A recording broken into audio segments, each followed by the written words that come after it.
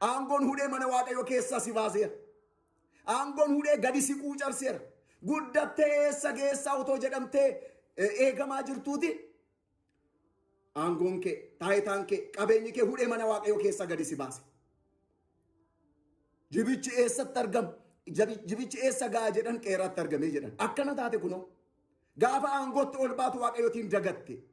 Gaafa taayitaatti ol baatu waaqayyootiin irraanfatte. Gaafa qabeenya horattee qabeenya argattee waaqayyo ol si guddisu waaqa si guddise sana irraanfatte. Mana amantaa si guddiste sana dagatte. Kanaafuu qabeenyi kee, aangoon kee, taayitaan kee hudhee gadi si quucarsee Kiristoositti ol guddachuudhaan hin dandeenye. Hafuuraan ol guddachuudhaan hin dandeenye. Fakkeenya akkasii kanadha. Fakkeenya akkasii kana. Sagalee waaqayyo sirratti faca'u hundumtu firii godhachuu hin dandeenye. Waaqayyo qalbii gaarii, hubannaa gaarii hunduma keenyaaf nuuf haa laatu. Amma garbicha isaarra bulee maalumaa fi dubbii sagalee waaqayyo kanaatiin nu barsiisaa jira laata waaqayyo. Sirriitti hubadhaa. Kallattii kamirrayyuu ta'a. Wayita kanatti sa'aatii kanatti sagalee waaqayyo kana warreen dhaggeeffachaa jirtan gara keessaatti uf ilaalaa. Baay'een keenya kan rakkanne asii achi alatti ilaalla malee asii uf keessatti ilaalaa hin jiru. Ijji keenya asii achi qofaadha kan inni ilaalu.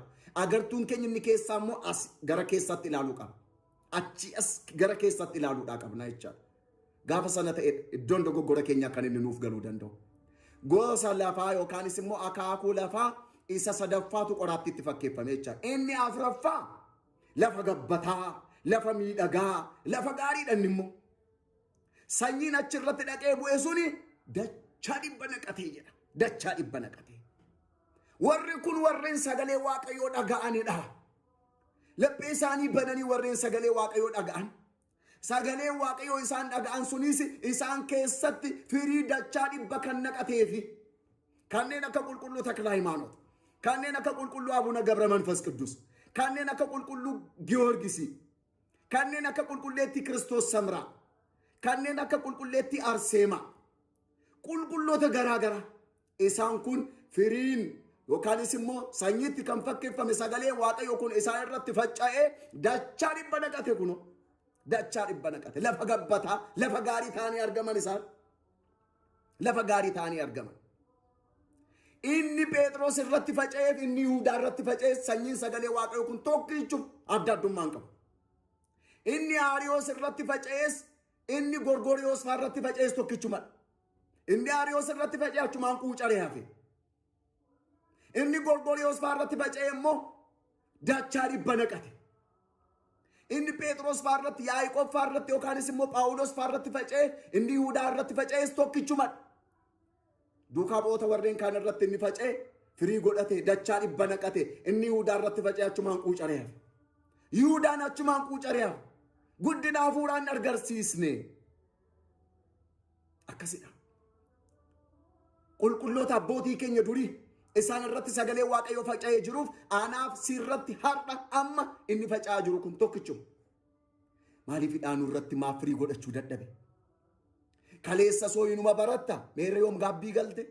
Eengadda sooyinuma baratta meerre jijjiirama lapheetii yoom jijjiiramte? Gaawan akkas jedhu haadhoo koo siin qofaa miti mataa koo dabalateetu meerre kan jijjiiramne. Jijjiirama hafuuraa, jijjiirama lapheedhaan jijjiiramuu qabna. Miilaan akkanuma deddeebi'uun fayyanan ta'u yaadaan lapheedhaan deebi'uudha. Laphee kee hin deebine taanaan miilaan deddeebi'uun kee bu'aan qabu. Gaafa lapheedhaan deebitee miilaan deddeebituudha eebba kan qabu. Kanaafuu lafa gabbataa ta'uu qabnaa. Sanyichi sagalee waaqayyoo kun yeroo yerootti gaafa nurratti faca'u dachaa dhibba naqachuudhaa qaba. Yoo kana hin taane sagalee waaqayyoo guyyaa guyyaatti nuti barannu kun hundumtuu abaarsaaf nutti ta'a haadhoo ko. Abaarsaaf nutti ta'a. Sagalee waaqayyoo amma barachaa jirru kun gaafa dhufaatii